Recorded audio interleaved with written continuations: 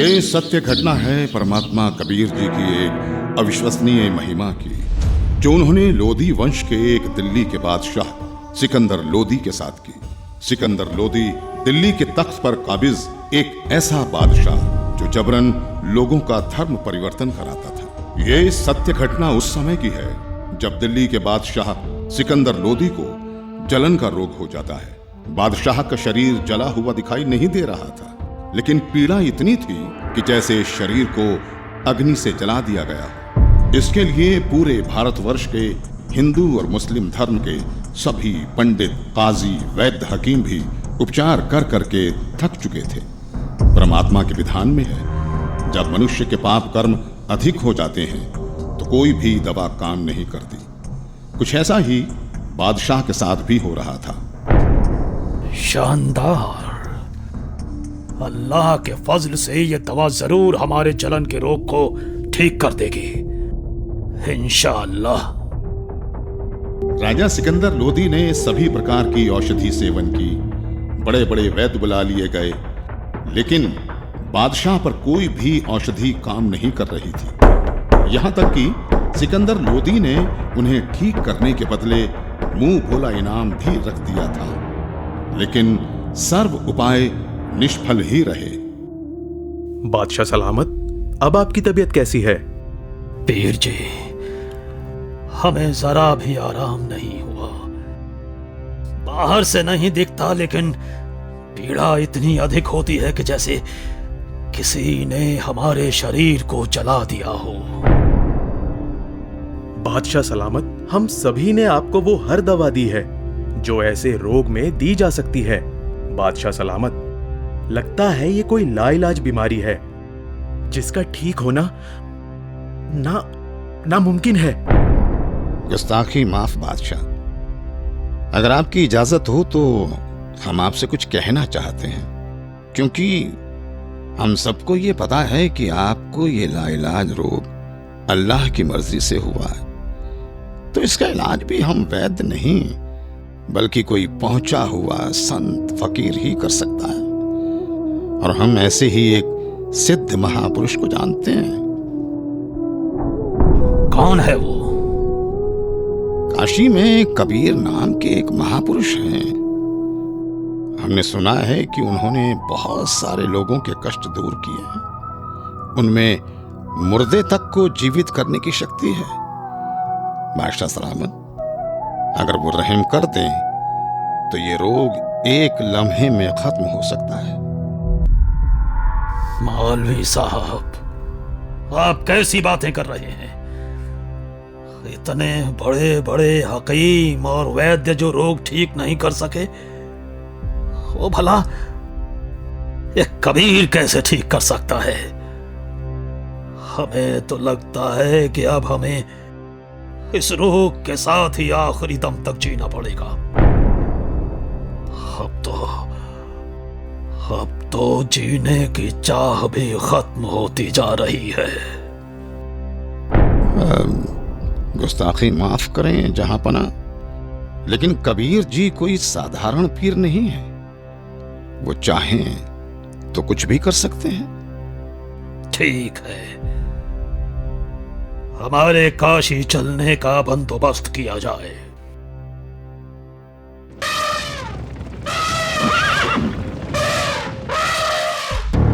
काशी नरेश महाराज वीर देव सिंह बघेल की जय हो। कहो दूत, क्या संदेश लाए हो?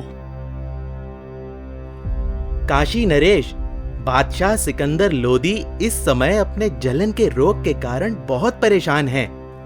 उन्हें बताया गया है कि यहाँ कबीर नाम के एक महापुरुष हैं जो बादशाह के जलन के रोग को ठीक कर सकते हैं। इसीलिए बादशाह जल्दी ही काशी पधारने वाले हैं। ठीक है, संदेश भिजवा दीजिए। हमें बादशाह के आने का इंतजार रहेगा। महामंत्री जी, बादशाह के स्वागत की तैयारी की जाए। जी महाराज।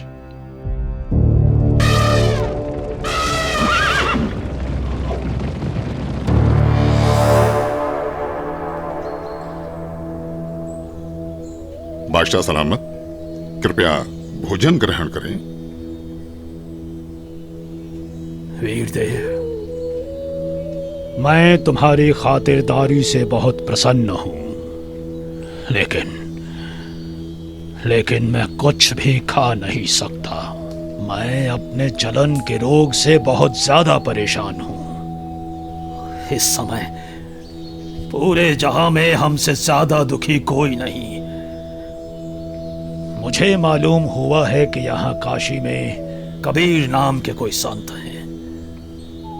आप उनके बारे में जरूर जानते होंगे, इसलिए मेरी ख्वाहिश है कि आप हमें कबीर जी से मिलवाओ। सुना है इस पृथ्वी पर केवल वही एक हैं जो मेरे इस रोग को ठीक कर सकते हैं, वरना अब केवल आत्महत्या करना ही बाकी रह गया है।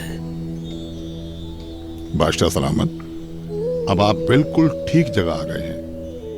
निश्चय ही अब आपका जलन का रोग ठीक हो जाएगा। ऐसी क्या खास बात है उन कबीर में, वीरदेव? हे दिल्ली के सम्राट, कबीर जी कोई साधारण व्यक्ति नहीं है, बल्कि भगवान खुद ही कबीर जी के रूप में आए हैं। यदि कबीर देव जी की दया दृष्टि हो गई तो समझो आपका कष्ट हमेशा हमेशा के लिए दूर हो जाएगा। इंशाअल्लाह। वीरदेव, अगर ऐसा है तो जल्द से जल्द उस संत को हमारे पास लाया जाए। आपका आदेश सर आंखों पर बादशाह सलामत। लेकिन मेरी अर्ज है आपसे। बेफिक्र होकर कहो। बादशाह, कहते हैं कि संत को कभी आदेश देकर नहीं बुलाना चाहिए, और कबीर प्रभु जी तो संतों के संत हैं। फिर भी यदि हम उन्हें आदेश देकर बुलवा भी लें और उन्होंने आपके रोग को दूर करने की कृपा ही नहीं की, तो फिर उनका आना ना आना एक समान होगा। आप दिल्ली के सम्राट हैं, किंतु बादशाह, मेरे हिसाब से कबीर परमेश्वर जी को बुलाने की बजाय खुद चलकर उनके द्वार पर जाना चाहिए, उनके आगे नतमस्तक होना चाहिए। तभी संत प्रसन्न होकर अपनी कृपा बरसाते हैं। इसलिए मेरा अनुरोध है कि हमें खुद ही कबीर प्रभु के पास चलना चाहिए। बाकी आप जैसा आदेश दें।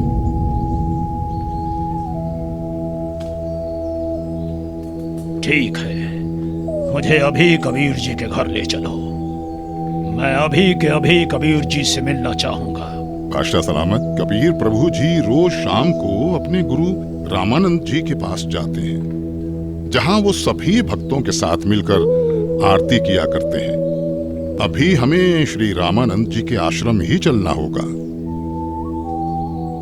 इंशाअल्लाह। हे परवरदिगार, लाज रखना। आपके दर्शनार्थ आश्रम की ओर निकल तो पड़े हैं, किंतु वहां तो स्वामी जी ने मुसलमानों का अंदर जाना वर्जित किया हुआ है। दया करना भगवान।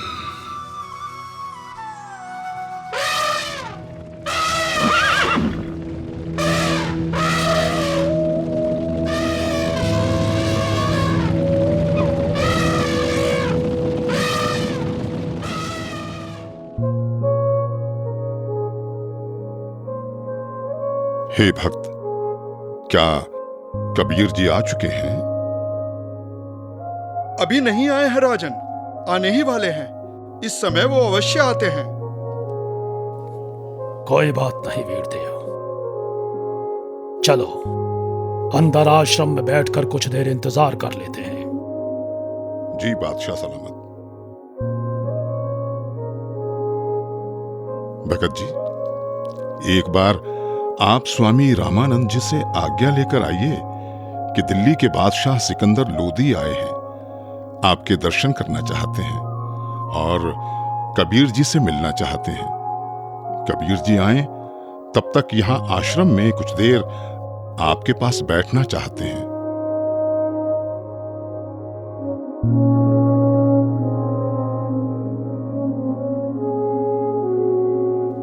गुरुदेव। गुरुदेव, काशी नरेश, वीर देव सिंह और दिल्ली के बादशाह सिकंदर लोधी आए हैं। उनको कबीर जी से मिलना है। उनके आने तक वो आश्रम में बैठकर इंतजार करना चाहते हैं। क्या कहा? सिकंदर लोधी? जी गुरुदेव। उन मांस खाने वाले पापी मुस्लिम मलिच्छों के लिए यहाँ आश्रम में कोई जगह नहीं। कह दो उसे कि बाहर ही इंतजार करे।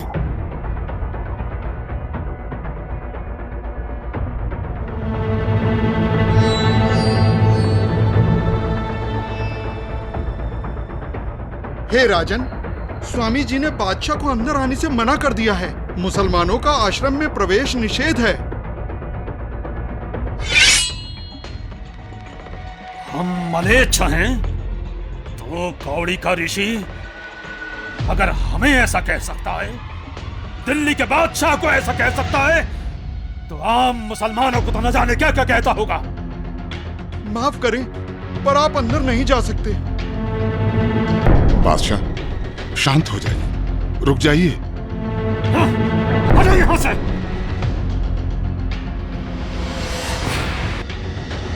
रामानंद हमें काफिर और मलेच्छ कहता है। अभी बताते हैं तुझे कि हम कौन हैं।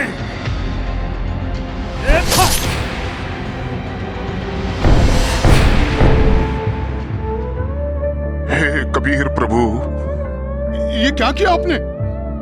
अनर्थ हो गया बादशाह सलामत, अनर्थ हो गया।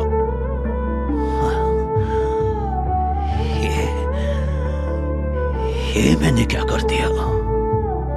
मैं निहायत ही नीच किस्म का व्यक्ति हूं। वीरदेव आया था अपना रोग ठीक कराने, और जिसके पास आए उसके गुरु को ही मार दिया। या अल्लाह, कितने गुनाह किए हैं मैंने, माफ कर दो मुझे। वीरदेव यहां से वापस चलो। कबीर जी अब कभी मेरे रोग को ठीक नहीं करेंगे।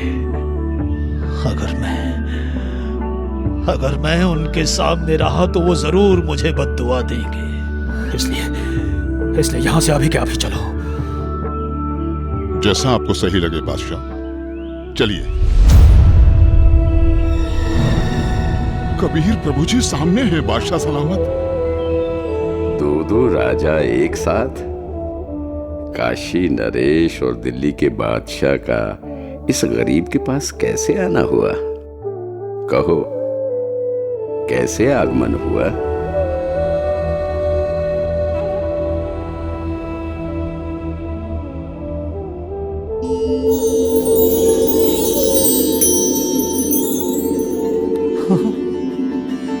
मेरी जलन, मेरी जलन तो ठीक हो गई।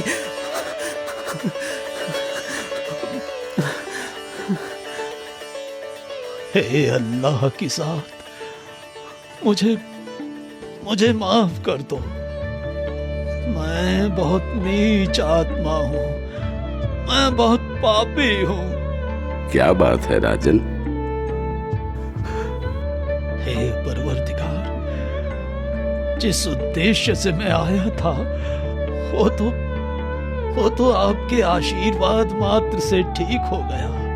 मेरे शरीर में जलन का असाध्य रोग था, जिसका कोई उपचार नहीं हो रहा था। उस भयंकर पीड़ा को आपने पल भर में दूर कर दिया परवरदिगार। लेकिन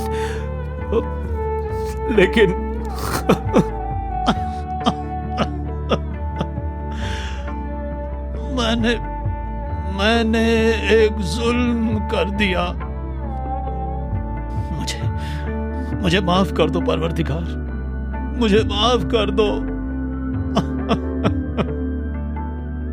आप इतने दुख से भरे हुए और डरे हुए क्यों हैं?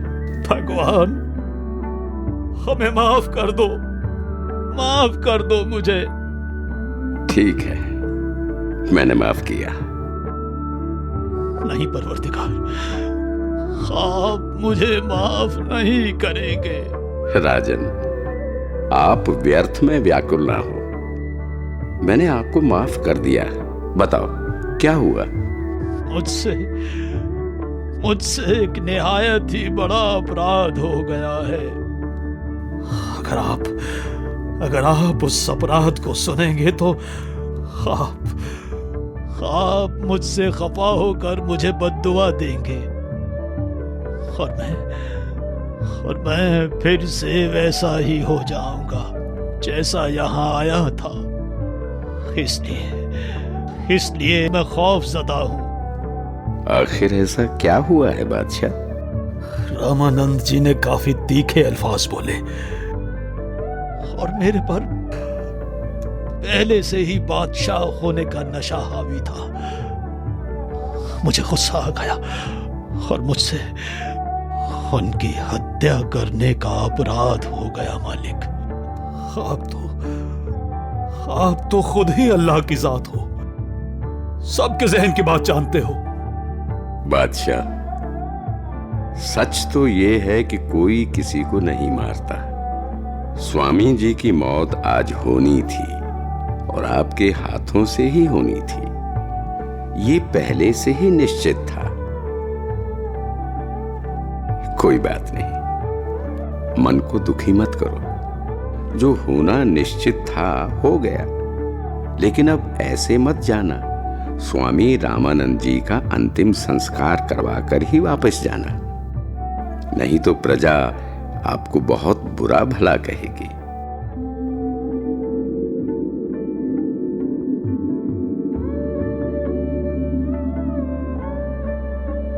वीरदेव, आज मुझे अल्लाह मिल गए, ऐसे महापुरुष जिनके आशीर्वाद देते ही मैं स्वस्थ हो गया।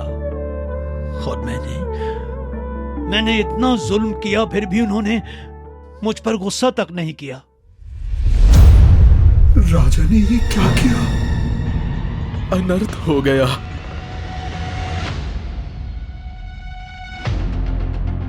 कबीर जी आ गए, कबीर जी आ गए, कबीर जी आ गए, कबीर जी आ गए।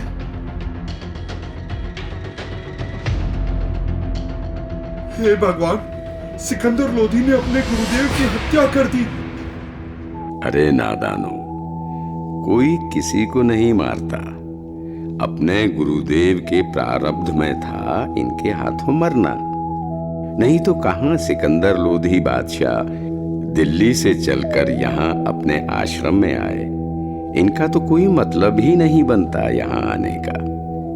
भक्तों, अपने गुरुदेव जी का संस्कार इन्हीं के हाथों मरने का था। अरे ये तो फिर से आ गया। अब ये क्या करेगा? गुरुदेव, आरती का समय हो गया। आपके सारे भक्त आपकी प्रतीक्षा कर रहे हैं। उठिए गुरुदेव। हे भगवान, हे गुरुदेव, यहां आपके बच्चे खड़े हैं।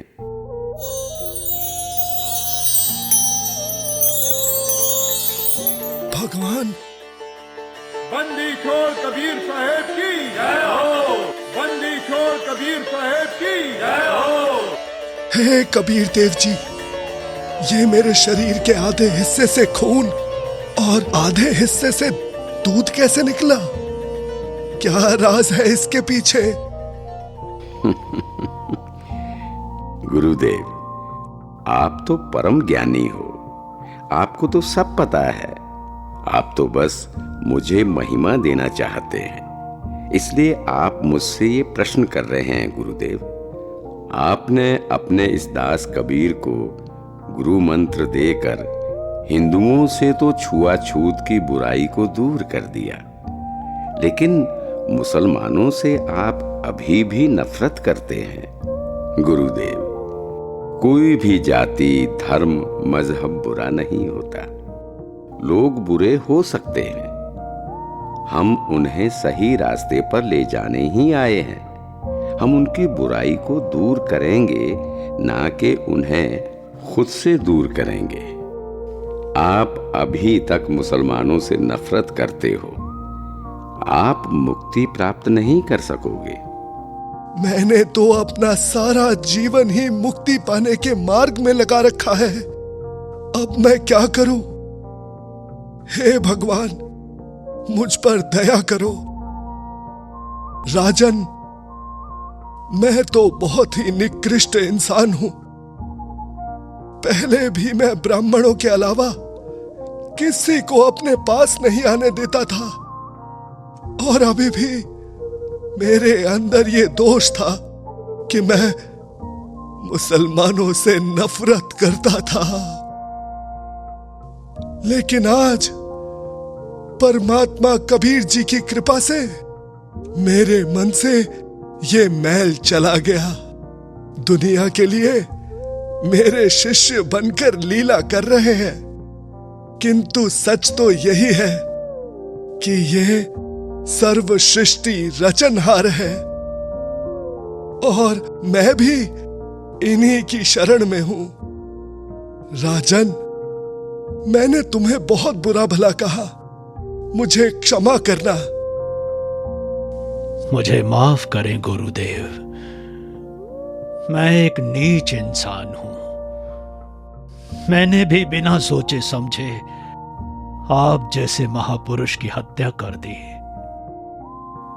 वो तो मेरी खुशकिस्मती है कि आज मुझे परमात्मा कबीर देव जी के रूप में खुद अल्लाह ही मिल गए। मेरा भी न जाने कौन से जन्म का पुण्य फल उदय हुआ कि मुझ नीच को आप कबीर प्रभु मिल गए। मैंने तो अपने आप को मनुष्यों में सर्वश्रेष्ठ मान लिया था, लेकिन आपकी लीला से मुझे पता चला कि मैं तो कितना निकृष्ट था। आपने ये लीला मुझे सतमार्ग पर लाने के लिए ही की है। मैं तो धन्य हो गया। बंदी छोड़ कबीर साहेब की जय हो। बंदी छोड़ कबीर साहेब की जय हो। बंदी छोड़ कबीर साहेब की जय हो। इस तरह परमात्मा कबीर देव जी ने न केवल सिकंदर लोदी बल्कि गुरु रामानंद जी को सतमार्ग दिखाया और उन्हें मुक्ति की तरफ ले गए। ये अनमोल ज्ञान जगत गुरु तत्वदर्शी संत रामपाल जी महाराज के सत्संगों का अंश मात्र है। संपूर्ण आध्यात्मिक ज्ञान के लिए सुनिए संत रामपाल जी महाराज के मंगल प्रवचन।